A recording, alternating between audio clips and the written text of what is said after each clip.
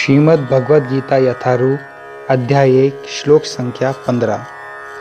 पांचजन्यम ऋषिकेशो देवदत्तं धनंजयः पौंड्रं दद्मौ महाशंखं भीमकर्मावृकोदरः।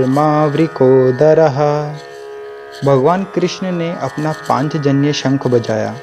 अर्जुन ने देवदत्त शंख तथा अति बोझी एवं अति माननीय कार्य करने वाले भीम ने पौंड्रक नामक भयंकर शंख बजाया। तात्पर्य: इस श्लोक में भगवान कृष्ण को ऋषिकेश कहा गया है क्योंकि वे ही समस्त इंद्रियों के स्वामी हैं। सारे जीव उनके भिन्नांश हैं, अतः जीवों की इंद्रियां भी उन्हीं की इंद्रियों के अंश हैं। क्योंकि निर्विशेषवादी जीवों की इंद्रियों का कारण बताने में असमर्थ हैं, इसलिए वे जीवों को इंद्रिय रहित या निर्विशेष कहने के लिए उत्सुक रहते हैं। भगवान समस्त जीवों के हृदयों में स्थित होकर उनकी इंद्रियों का निर्देशन करते हैं, किंतु वे इस तरह निर्देशन करते हैं कि जीव उनकी शरण ग्रहण कर ले, और विशुद्ध भक्त की इंद्रियों का तो वे प्रत्यक्ष निर्देशन करते हैं। यहाँ कुरुक्षेत्र की युद्ध भूमि में भगवान कृष्ण अर्जुन की दिव्य इंद्रियों का निर्देशन करते हैं, इसलिए उनको ऋषिकेश कहा गया है। भगवान के विविध कार्यों के अनुसार उनके भिन्न भिन्न नाम हैं। उदाहरणार्थ इनका एक नाम है मधुसूदन, क्योंकि उन्होंने मधु नाम के असुर को मारा था। वे गौवों तथा इंद्रियों को आनंद देने के कारण गोविंद कहलाते हैं।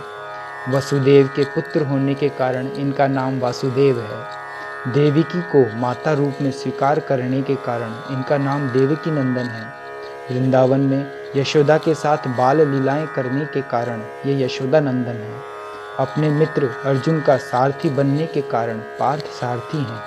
इसी प्रकार उनका एक नाम ऋषिकेश है, क्योंकि उन्होंने कुरुक्षेत्र के युद्ध स्थल में अर्जुन का निर्देशन किया।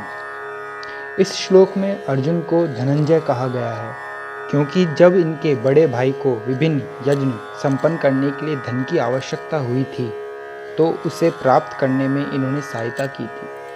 इसी प्रकार भीम वृकोदर कहलाते हैं, क्योंकि जैसे वे अधिक खाते हैं उसी प्रकार वे अति मानवीय कार्य करने वाले हैं, जैसे हिडम्बासुर का वध।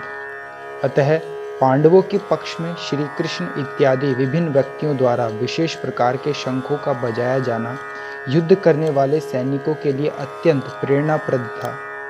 विपक्ष में ऐसा कुछ न था।